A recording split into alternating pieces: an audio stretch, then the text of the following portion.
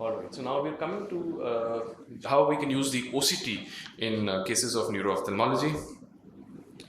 And so the role of the OCT essentially, it's a supplemental tool, right? And it's a significant role that has developed over time. Now for about 15 years or so, we've been using the OCT in neuro-ophthalmology. It of course began initially as a tool for the retina, went on to for glaucoma, and then it is now being used in neuro-ophthalmology in major ways, essentially for the diagnosis and the treatment and the prognosis point of view. So if we look at the different types of scans that we can do for the optic nerve, you've got the basic optic disc cube scan, you've got the raster. So this is like the 5-line or the single line raster that we do for the macula. You can actually look at the optic nerve through this. Then you have your RNFL scan, which is going to tell you about the retinal nerve fiber layer, and you can use the ganglion cell layer or GCL scan from the macula, which again can guide you on certain neuro-ophthalmic conditions or even neurological conditions. And we'll come to a couple of those as we go along. So this is the GCL IPL scan. So let's look at it. What is the diagnostic use of the OCT in neuro-ophthalmology? So this is again a supplemental use. So remember, the OCT is not going to be a primary tool to diagnose. It's a tool that's going to help you supplement your clinical diagnosis. And here it's basically going to help you, let's say, differentiate pseudopapilledema from papilledema, to look for papillitis, to look for neuroretinitis, and to look for these. So these are the kind of conditions where the OCT will show some specific changes, and we'll look at a few cases as we go along. As far as the therapy is concerned, the OCT can also be used to look at monitor therapy in situations like idiopathic intracranial hypertension. It can guide you to see how the disc edema is resolving as you're giving medical or surgical treatment for that.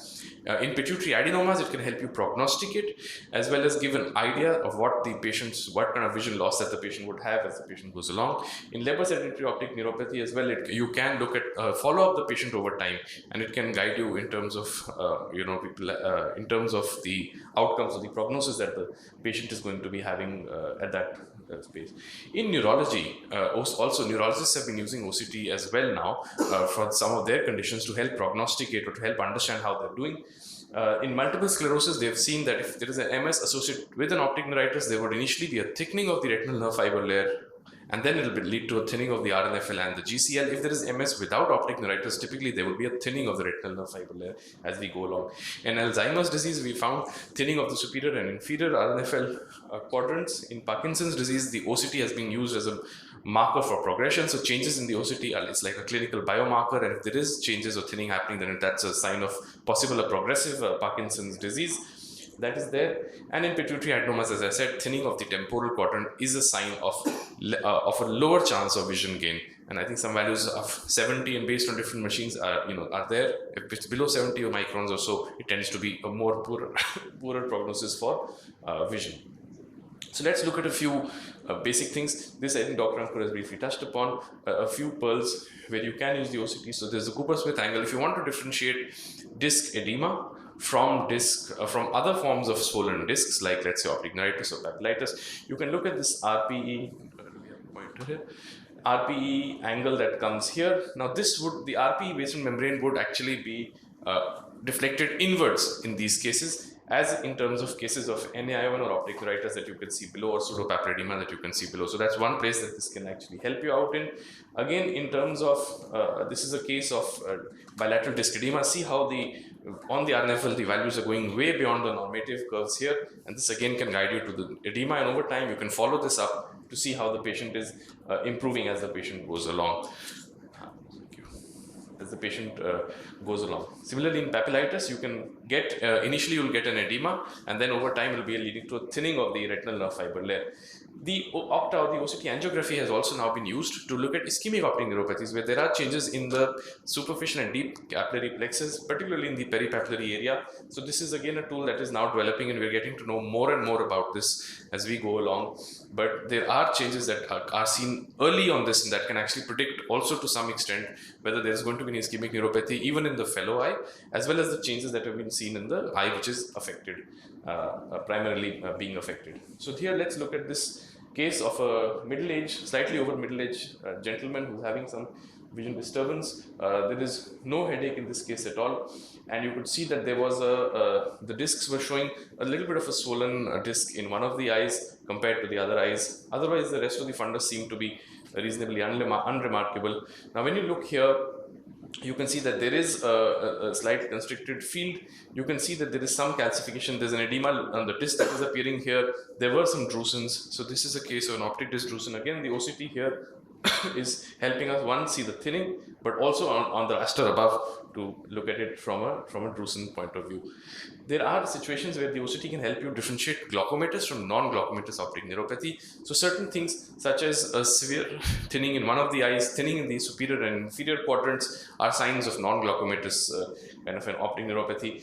And also the changes in terms of glaucoma tend to happen in the superior inferior as compared to the nasal temporal. The nasal is in fact more resistant.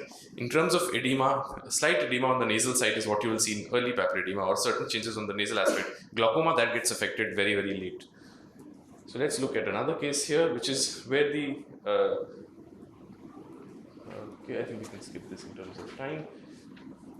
All right, so now let's look at a few cases where the OCT can work, can help us prognosticate or follow up a patient. So this is a patient, a young male who's been diagnosed now with autosomal dominant optic atrophy. You can see there are disc pallors in both the eyes. Now at this young age, you'll not get normative data in the OCT, so you'll just have absolute values that if the patient is cooperative, do take more than one scan. You can follow them up over time to see how the thinning is happening, as you can see between the first scan and the second scan. But since you don't have normative data, it's better to do it on the same machine and follow up the patients on the absolute values that are coming. Of course, the child has to be cooperative, so that doing it below 5 years does become a challenge, but it is something that you can do. Now let's look at some pitfalls or some places where the OCT may fail. So particularly cases like myopia, severe myopia. Here you will see that the RNFL is showing a thinning.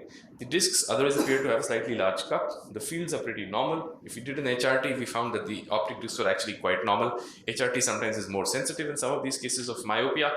And so the OCT was kind of giving us a false sign of thinning that was there. Sometimes if the scan is decentered, you may get a false kind of an edema, and if you repeat the scan here, the edema has disappeared. So actually this was never really an edema. This was because the scan was decentered that this led to a false sense of a thickening of the disc.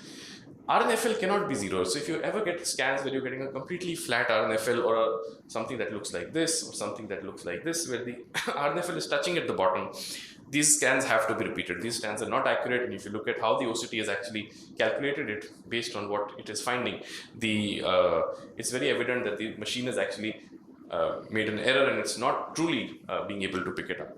Similarly, sometimes you'll get a sense of a pseudo-edema picture that's there. Again, you need to be able to differentiate this. So while the OCT itself is a very useful tool, it has to be understood as what the scan exactly is showing and taking up, as well as you need to know how you can supplement your clinical diagnosis. As I said, it's not a replacement, but it is something that is here to stay, and it is here that is developing and going on as we are progressing. More and more information on changes on OCT in neuro-ophthalmic conditions are coming. Thank you.